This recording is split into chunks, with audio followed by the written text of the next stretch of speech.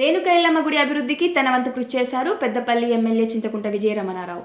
గత కొంతకాలంగా పెద్దపల్లి ఎల్లమ్మ గుడి ఆవరణలో వర్షాలు పడటంతో నీరు నిలిచి చెత్త ఏర్పడడం ద్వారా భక్తులకు తీవ్ర ఇబ్బందులకు గురవుతున్నారని, దీని కొరకై స్థానిక ఎమ్మెల్యే చింతకుంట విజయరమణారావుకు పెద్దపల్లి కాంగ్రెస్ పట్టణాధ్యక్షులు భూషణవేణి సురేష్ గౌడ్ మరియు గౌడ సంఘం నాయకులు విషయాన్ని తెలుపగా వెంటనే స్పందించిన ఎమ్మెల్యే ఎల్లమ్మగుడి ఆవరణలో 10 టిప్పర్ల మొరం దానిని చదును చేయడం కొరకై మున్సిపల్ కమిషనర్కు ఆదేశాలు ఇవ్వడంతో పనులు చకచకా నిర్వహించారు మున్సిపల్ నిర్వాహకులు.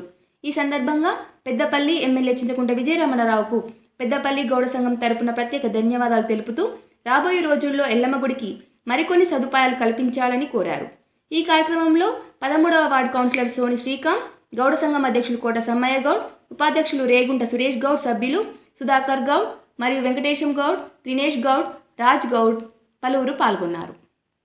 ముందుగా ఈరోజు మన స్థానిక ఎమ్మెల్యే చింతకుంట విజయవారికి కృతజ్ఞతలు తెలుపుకుంటూ, ఎందుకంటే గత కొన్ని సంవత్సరాలుగా ఈ ఎల్లమ్మ టెంపుల్లో వర్షాలు పడ్డా ఏమైనా చెత్త చెదారం జామై మొత్తం ఎక్కువగా భక్తులకు ఇబ్బంది కలుగుతుండడంతో దాన్ని గమనించిన మా పెద్దపల్లి గౌడ సంఘం అధ్యక్షులు మేము అందరం కలిసి పోయి ఆయనకు వినియోగించుకోగా ఆయన ఏం కావాలని చెప్పి అడగగా ఏం లేదన్నా ఒకసారి అలా కొంచెం శుభ్రం చేసి ఒక 10 టిప్పుల మొరం పోపిస్తే బాగుంటుందని చెప్తే ఆయన వెంటనే స్పందించి ఈరోజు మొరం పోయించడం జరిగింది.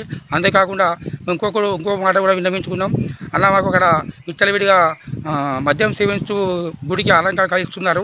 దాని కొరకై మాకు కాంపౌండ్ వాల్ కావాలని చెప్పి కూడా మేము అడగడం జరిగింది. దాన్ని కూడా వెంటనే మేము త్వరలోగా అది కూడా నేను చేస్తానని చెప్పి హామీ ఇవ్వడం జరిగింది.